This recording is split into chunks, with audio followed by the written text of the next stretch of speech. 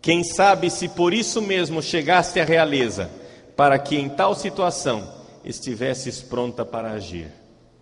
Gente, essas palavras de Mardoqueu são extraordinárias. Eu penso em algumas dioceses aqui no Brasil, tem pequenas dioceses que estão preservadas. Pequenas não, às vezes são dioceses grandes, mas dioceses que estão preservadas. Vocês veem ao Renascem e dizem, meu Deus, na minha diocese não acontece isso. Você ouve o relato de outros seminaristas, né? Falando de desmandos no meio do clero, perseguições no seminário, gente contra o Papa, heresia sendo ensinada em sala de aula, não sei o que, etc e tal. Alguns que vivem nessas dioceses, que são raras, mas existem e são protegidas, podem dizer, ufa, ainda bem que na minha diocese não tem isso.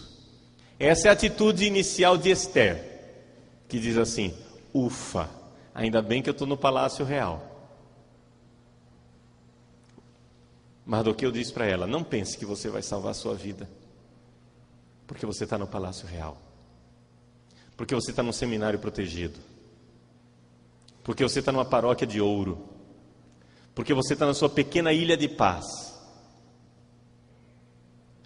Mardoqueu diz para Esther, se você não agir agora, a salvação e a libertação virão aos judeus. A salvação virá, a libertação virá. Não por você, virá de outro lugar. Não pense que Deus depende de você. Se você não colaborar com a salvação do povo de Deus, a salvação virá de outro lugar. E você perecerá. Deus colocou você, Esther, no palácio real. Para quê? Você, privilegiada, tivesse a ocasião de colaborar com Deus. Isso é um privilégio. Dar sua vida para colaborar com Deus. Agora, se você não fizer isso, se você não arriscar a sua vida por Deus e pela salvação do povo de Deus, não se preocupe. Deus salvará o seu povo apesar da sua traição, apesar da sua covardia, apesar da sua safadeza, apesar da sua mesquinharia, apesar da sua vileza, apesar de você ser um verme. Deus salvará o povo, apesar de você ser um padre, traidor, herege, safado, imoral, adúltero.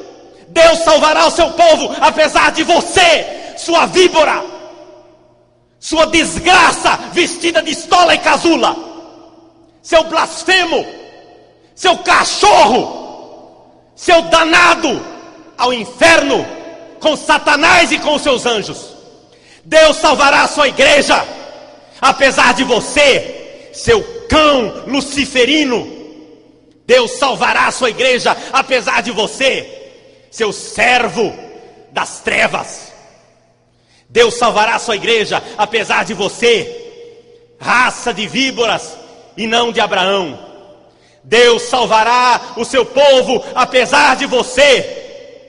Mas se você foi colocado no palácio real, se você foi colocado no seminário, se você foi colocado no sacerdócio, se você foi coroado de glória e de esplendor no dia da sua ordenação, com vestes de rei, revestido de casula, ungido como um rei, se você é rainha como Esther, se você é rei, sacerdote do Altíssimo, é porque Deus quer usar você para a salvação do seu povo.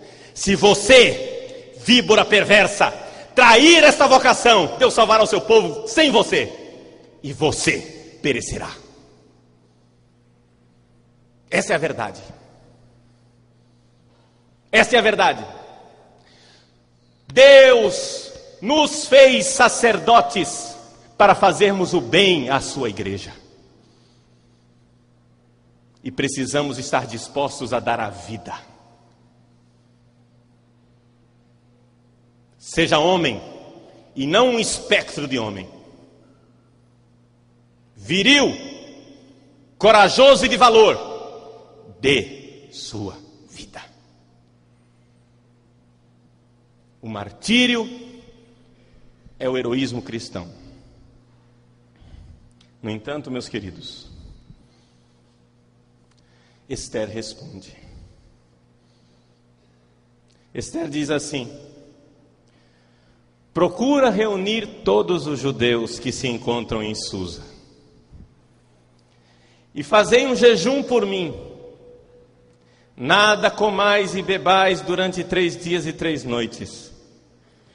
Também eu, com minhas escravas, jejuaremos da mesma forma. Depois me apresentarei ao rei.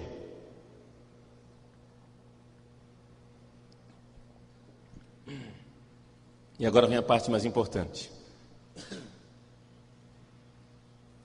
Mesmo contrariando o preceito, e se for preciso morrer, morrerei. Se for preciso morrer, morrerei.